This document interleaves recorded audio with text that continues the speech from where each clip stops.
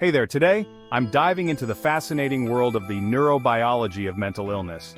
This field explores how the brain's structure and function contribute to mental health disorders like depression, schizophrenia, and anxiety. So let's get into it. First up, neurotransmitter imbalances. Neurotransmitters are the brain's chemical messengers. When these chemicals are off balance, it can lead to mental health issues. For instance, low levels of serotonin are linked to depression. That's why SSRIs, a type of antidepressant, work by boosting serotonin levels. Next, let's talk about brain structure and function.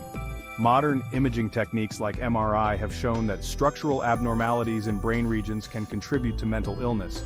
In schizophrenia, for example, reduced volume in the hippocampus and prefrontal cortex has been observed, which may explain cognitive and executive function deficits in patients. Now, on to genetic influences. Mental illnesses often have a hereditary component. Take bipolar disorder, it's strongly hereditary, with multiple genes involved. Variations in the CACNA1C gene affecting calcium channels in neurons have been linked to a higher risk of developing bipolar disorder. Neurodevelopmental factors are also crucial. The brain's development during early life can significantly impact mental health.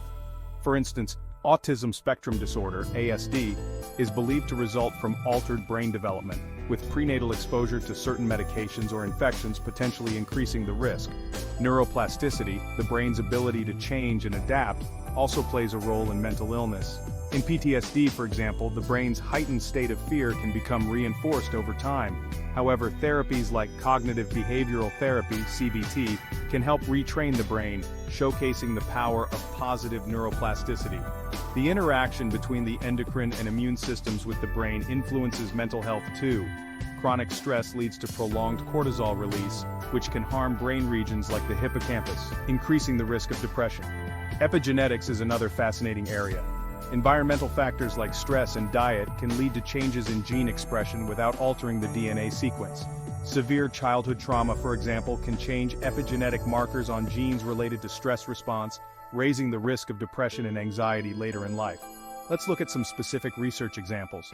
First, dopamine's role in schizophrenia. Hyperactivity in dopamine transmission has been linked to the disorder's positive symptoms, like hallucinations. Antipsychotic medications that block dopamine receptors can reduce these symptoms. Next, amygdala hyperactivity in anxiety disorders. The amygdala processes fear and emotional responses. In anxiety disorders, overactivity in this region is common. Functional MRI studies show increased amygdala activity in people with generalized anxiety disorder when facing non-threatening stimuli. Lastly, the role of BDNF in depression. Brain-derived neurotrophic factor, BDNF, supports neuron survival and growth. Low BDNF levels are linked to depression. Treatments like SSRIs and electroconvulsive therapy, ECT, can increase BDNF levels, contributing to their therapeutic effects. In conclusion, understanding the neurobiology of mental illness is key to developing effective treatments. By studying brain structure, function, genetics, and environmental factors, we can improve outcomes for those affected by these conditions. Thanks for watching, and stay tuned for more insights into the world